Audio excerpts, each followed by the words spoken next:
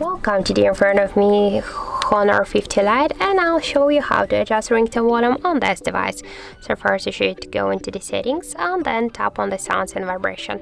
Now just here to change the ringtone volume of your device, you should swipe this dot to the left or to the right side with your finger, by this way.